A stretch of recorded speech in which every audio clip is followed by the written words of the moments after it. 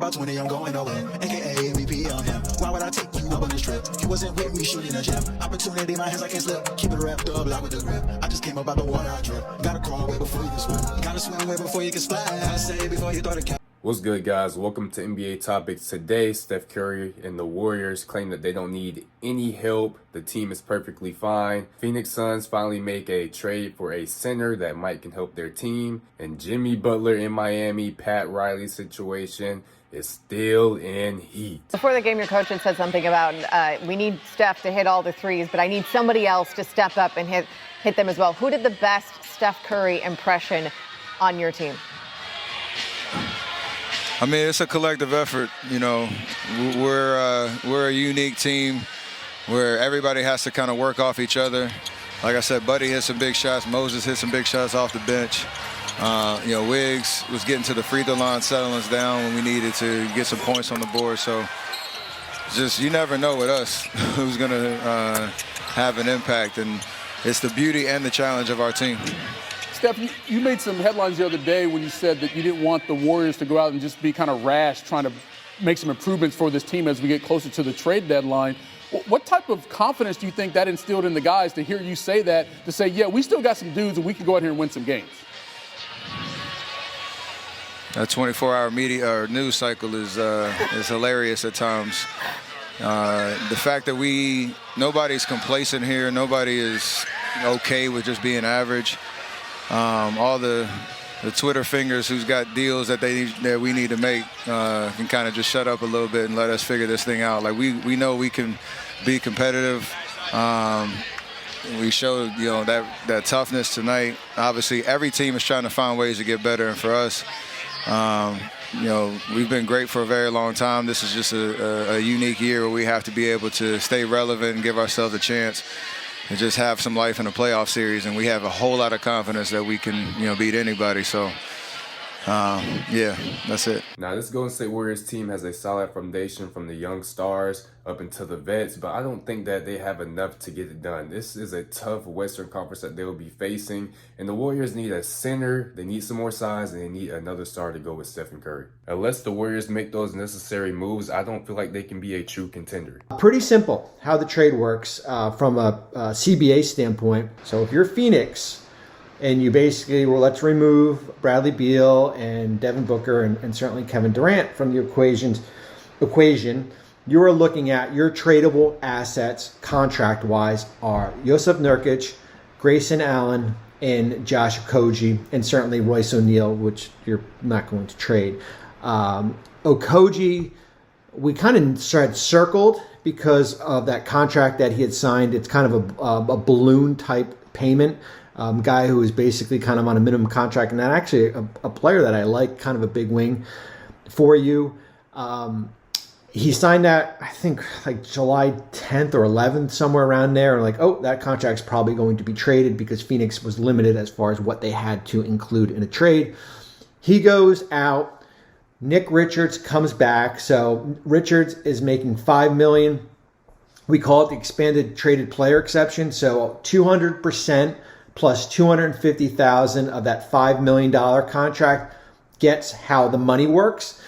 Phoenix creates a $3.25 million trade exception. They are allowed to use the trade exception because it is a new trade exception. It is not a pre-existing trade exception.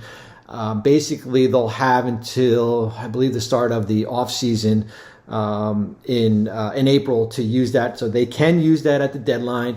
The Suns traded Okogie to the Charlotte Hornets for Nick Richards, and this is a good trade for the Phoenix Suns. This is one piece that they need to make in that NBA Finals run because they really need a center. Jusuf Nurkic just wasn't hit. They need somebody that was more athletic. I hate that Okogie had to be traded because he was a defender, he was their hustler, he was that type of guy, but getting Nick Richards in return is a lot better, and this doesn't even question that there's going to be other moves made. There will be moves made. Jusuf Nurkic and Bradley Beal will probably be moved. Now, while we're on the Jimmy Butler subject, it seems like Pat Riley and Jimmy Butler's relationship is over. If I was playing, Boston would be at home.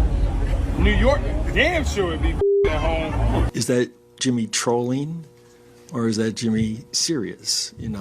If you're not on the court playing against Boston or on the court playing against the New York Knicks, you should keep your mouth shut. Seemed like things would work out in Miami, then Pat Riley, being Pat Riley, was trying to keep Jimmy Butler hostage, and you know Jimmy is not going for them games. After Butler made his return from missing games, we could just tell that he was uninterested in being out on the court. From him standing in the corners, barely taking shots, he just doesn't want to be a part of Heat culture no more. I want to get my joy back. I'm happy here, off the court, but I want to be back to somewhat dominant. I want to hoop, and I want to help this team win. Right now, I'm not doing that. Can you get your joy back here on the court? Probably not. Anywhere but Miami. Sources also say that he does prefer the Suns, Warriors, Rockets, Mavericks as desired destinations. Butler would find himself suspended 7 games for speaking out. But Jimmy is slated to return from his suspension for conduct that is detrimental to the team this Friday. That's when Miami is back at home against the Nuggets. Nobody has been more on top of this story than our friend, our senior insider, Shams Charania, who's joining us now. Shams, what can we expect? Because it feels like just about anything when Jimmy Butler returns on Friday.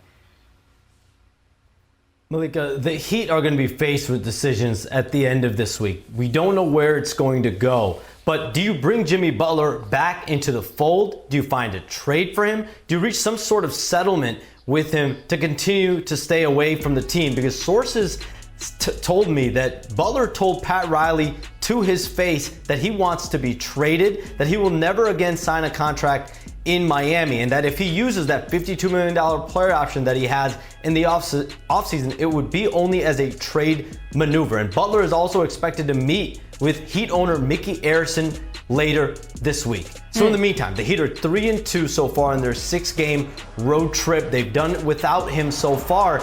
And from Eric Spoelstra to Terry Rozier, Tyler Hero, Bam Adebayo, around this team, they've spoken about, yes, it's tough being without Jimmy Butler, but they haven't had the distraction, the chaos, quote unquote, and also the clarity that they've had with Jimmy Butler away from the team. And in factions of that locker room, being without Jimmy Butler, it's provided at least you're not dealing with a disgruntled player. So in the next 48 to 72 hours, we're going to see more conversations in Miami to figure out where exactly this is going to go. Yeah. Jimmy Butler's trying to force himself out of Miami by saying that he won't resign. He's told Pat Riley to his face that he wants to be going, and Pat Riley still is not budging. He's standing firm.